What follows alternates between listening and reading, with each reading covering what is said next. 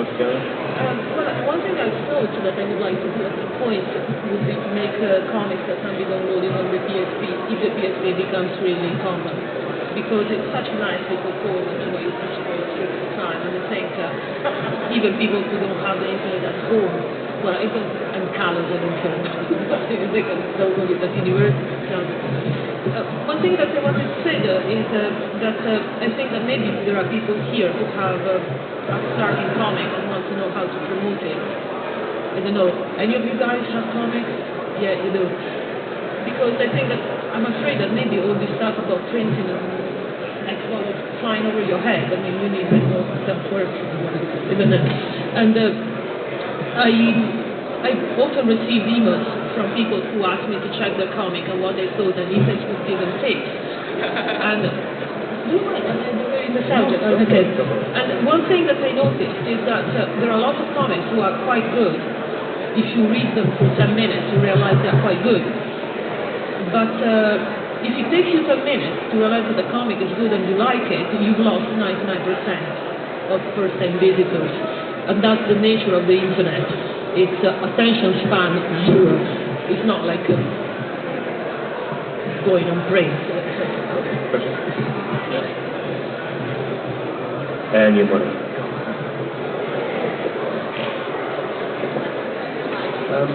Do you not think that the quality with online comics that you've got an easily accessible archive that people can just go through at will?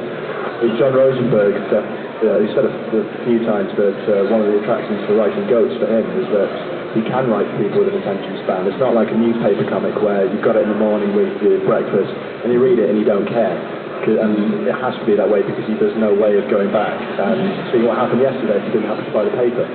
Yeah. I say it needs 10 minutes to decide whether or not you like it or not. Then he will obviously lose a lot of readership. But I was wondering if that's necessarily a bad thing. I mean, you can't please all the people all the time. No, but what I'm trying to say is that you have to think, what do movies do? When a movie is about to come out, it's going to put out a trailer. And what is the trailer going to do? It's going to try and catch your attention. And it's not necessarily going to tell you a whole story. It's actually going to give you cliffhangers. And you want to watch the movie to see what happens if it's a good trailer. And in a sense, if your comic is just starting, or if it's established but it's struggling with readership, maybe that's what you need to get your people in. Maybe you need the equivalent of a trailer. And one thing that so many people, for example, complain is, oh, my initial comics sucked, the art was so bad, the story wasn't going anywhere. Well, draw a problem. If you have a problem, draw the best 5 pages you can and try to really get people to to involve people in your story, and they will forgive you art that is so at the beginning, because that's something I thought about quite a lot when I was thinking about how to promote my comic and so on. And I think that buying ads doesn't work if people maybe click on them and then leave forever. People buy into your comic from, I think, the last 2 or 3 of the day and from your first 5-10 episodes. So that's what you have to give a facelift and also have easy navigation and obviously these kind of things that are spell checking. That's the basics. So because there is so much stuff out there that if your comic does not stand out in some way, you have to get people to give it a chance for a little bit, put a bit of makeup on it. So. I think one of the things to consider, sorry, I just want to say, is, you know, when you produce a comic and you're trying to promote it, is think about, you know, the comics that you were attracted to and what attracted you to them. What made you pick up that comic? Was it the cover? Was it the first page? Was it some press release you saw about it? What makes it attractive to you? And then you apply that same principle to your comics, and hopefully that will have the same result. One of the reasons I put my hand up earlier for the question of would you buy a comic on CD is that the Slot Mercenary comic, online comic, ran for years and years, and at some point a few years ago he decided he wanted to do a book format. But he didn't want to start from the first day, and also the artwork in the first day to go back and read the comic wasn't very good. So he decided on a particular day, stop and start again. And the point where you click on the button that says go back to the first comic doesn't go back to the first comic, it goes back to that day. And when he's going to sell the first book, he's also going to at the same time release a CD with the archives up until that point. So he still has the history of that comic, but new readers don't see the bad artwork, or they're not the bad artwork, they're not as good artwork. And it's a way of doing the best of both worlds, which is one way of looking at it. I thought it'd been worth making that point. I think, when I say comics and CDs won't sell, I think they will sell to your fan base. I think fans of your comic will want to buy will want to buy an archive of your comics, or will want to buy, a permanent collection in case your website goes away. So I think there is a market for it. I don't think they'll reach that much of a wider market, at least in terms of comics. They might reach a kind of a media audience. So people interested in kind of arts, media type stuff might buy in class present. Certainly fans. I think it's something fans. I believe them on sell DVD. Yeah. They sell well to the website. It's sold slowly. It's kind of trundled along. It's still trundling along, so it's way still in here and there. But I think the main problem for us was that when we first got the DVD to sell, it was that close to Christmas that they weren't going to go out in time, so we lost a lot of business that way. So it's very difficult to say on this. I mean, if I did it again, the whole DVD, I'd make sure it was American friendly, because they want different TV format, and spend a lot more time on actual extras and stuff, basically, like karaoke and stuff. We can more really my sort of things that would tune. Just out of interest, what was the price of the DVD? The price was at the time £12. Right, and what's the running time on that? It's an hour and 20 minutes. Yeah. The only reason I ask is because I'm constantly asked whether or not I can get hold of Google DVDs, and I'm not sure where you're selling them, but I know myself that I could probably sell about 100 copies just like that. Because most of the people I know at home, and they're aware of the website and they're aware of the characters, and they're very, I don't know, maybe it's just where I live, but they're very popular. I could sell shed loads of the damn things. The price is now so obviously doing something like that, you've got a large amount of money up front. When you say your retailers and stuff, you mean comic shops?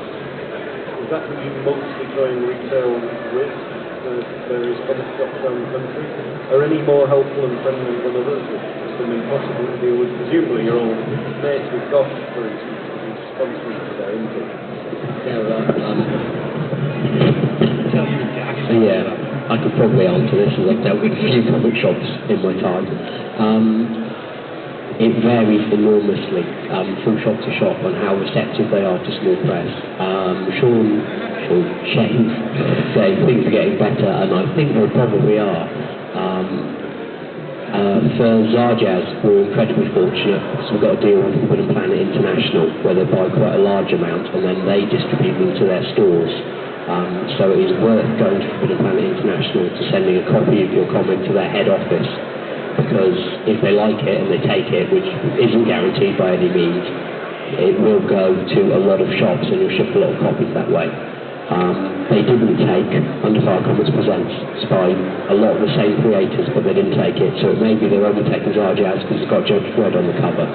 It's hard to say. Other shops, Gosh, are very small press friendly. Page 45 in Nottingham are very small press friendly. Also, Michael Wood in Area 51 in Bristol is a big supporter of small press. And David's Comics in Brighton take a lot as well. Just to say, so I was going to mention with regards to page 45, especially is that this say it does vary from shop to shop. Now you can buy, you have a chain and everyone takes in the chain. It doesn't work like that. A lot of shops work autonomously with whatever manager, it's his decision basically, if they take it or not. For page 45, I actually had a couple of conversations with Steve Holland about distributing Red Eye, and it's not got the small press friendly, it's the quality friendly. They're not really bothered with small press or indie or mainstream. It's that if it's good, then in their opinion, then it will sell. Type of thing. I mean, you can't assume that anybody's going to take it just because it's made a comic. Exactly. I mean, page 45 actually have said to me they don't like to be referred to as small press friendly because then they get loads of small press comics through the post that they don't think they can sell. But if they do latch onto your book and they do like it, then they will buy it from you up front in most cases. I was just going to make a point that as well as pitching to small comic shops, what I actually did was, I don't know whether they start turning up with you, but the designer clothes shops you get with the kind of weave style belts you can get and the necklaces and whatever, they'll take a few copies and have them on the counter as well. This is what we've been pushing for the last couple of years when we're doing these panels and things like that. Is basically trying to get people to think outside of just comic shops. Because in comic shops you've got racks and racks and racks of multicolored comics, and you drown in a sea of colour basically. So if you've got like a little 8x thing, it's going to get lost. But you go to places like Borders where we sell red eye, clothes shops, music shops, which don't have such a huge thing like that, you're more likely to get seen and more likely to be picked up by people who like that quality kind of stuff. The other thing I was going to mention about in terms of distribution and comic shops, a lot of times it's better to deal with the comic shops directly. It's a lot of legwork, and it is hard work, but if you offer them, like Borders, we have a sale or return policy, so we'll give it a few months, whatever it doesn't sell, we buy it back off them, we give them a new one, and that's the way it works. But because it's on their order system, on their computer, you can go into any Border shop in the country and order a copy, and it'll be there just like that, so it cuts down on distribution immensely. Just because have you tried Diamond? I was going to come to Diamond in a moment, but have you thought this is We've never touched Diamond with a 10-foot. Diamond distributors, as far as I understand, and I'm sure people will correct me if I'm wrong, you print a certain number of your comic in order for them to take it, which I think is about 5,000 copies, and then they take 60% of the cover price, and they will put an ad in their catalogue which is the size of a phone book and goes to comic retailers every single month. It's then up to the comic retailer to spot your ad in this phone book and order quantities of your comic that they've never heard of.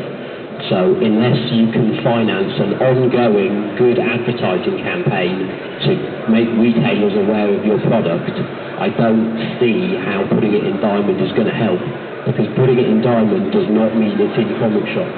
Exactly, that's what I was going to say. With the advert in Diamond, it's the size of a postage stamp, and that's the picture that you get, and about 3 or 4 lines of what the comic is about, or what the magazine is about. So unless people are actually looking for it, it's going to get lost. And we've tried it a couple of times with Red Eye, and because the numbers were so low, they've got back basically, we were losing money on each copy. And this basically breaks even just about, because it's expensive to produce in low numbers anyway. But in the last couple of years we've been looking at trying to get an alternative for, instead of Diamond, or an alternate way of getting things out there, which is why I'm interested in what Shane's proposing about doing it directly through that way. And if you want to cut Diamond, we're happy to can you want to cut Diamond? Well, to be honest, I'm not trying to compete with Diamond or anything. That'd be no, it's an alternative. But yeah, it's an alternative, and it's obviously it's promoting. I'm not going to say small press, but indie comics in general, and the ads in there will be a lot more focused on the titles featured, and it's just a total different kettle of fish really. But also it's primarily a backlisting catalogue, and it's going to be a quarterly catalogue, so it's based around the publishing schedules of most indie publishers. Right. Is it just going to comic shops, or are you going to get bookshops as well? Bookshops is a bit tricky because Top Shelf are listing in the catalogue, and Diamond have an exclusive deal through the book trade with Top Shelf, so the only way I could get Top Shelf books in there was to not go to bookshops, which is a shame. But I am looking at other venues. I've had some success with skate shops, indie music shops, that sort of thing, and I'm just going to keep pushing that. I'm going to research that and send it out to more and more alternative venues, One last thing I was just going to mention about Diamond is I don't know if anyone's seen this in the news recently, but basically they have a cut-off point that if your title doesn't sell over a certain amount of money, I think it's about $1.5 grand, something like that, for them, their profit, they will drop it anyway. So it's not a guarantee that if you send something off to them that it will be distributed. It's not guaranteed that it will get into comic shops. But it's like someone who went to New York for the comic convention said that they saw Red Eye in one of the comic shops there in America, which is lovely to hear, because it's one comic shop. You know, if there's a way to get out to all comic shops for a decent price, then that's what we're trying to do. But I just